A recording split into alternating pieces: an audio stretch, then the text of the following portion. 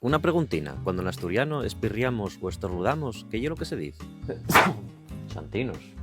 Y es que antiguamente existía la creencia de que cuando alguien espirriaba estaba expulsando el espíritu maligno del cuerpo. De ahí lo de Santiño en portugués, Jesús en castellano o en asturiano, Santinos. Cuidado, estoy hablando de las asturiones de Asturias. Sé que, por ejemplo, en Saciana dicen Santines, pero la verdad no tengo muchos datos sobre cómo lo dicen en otros lugares de León y Zamora. ¿Y a qué tal el peche del Huerna, pila caro? Atuñao. Eso sí, en tierra de Miranda ocurrieron unas cuantas expresiones. Viva. Pa'l cielo. Jesús. A Chivas pa la sierra. Pero volviendo a Santinos, en nuestro caso, trátase de una fórmula dialogada, porque ¿qué es lo que se responde a Santinos? Grandes y pequeñinos. ¿Y qué es lo que se responde a grandes y pequeñinos? Ah, pillevos. Pues respondemos, pues nunca veces, que no hay santinos para todas las veces.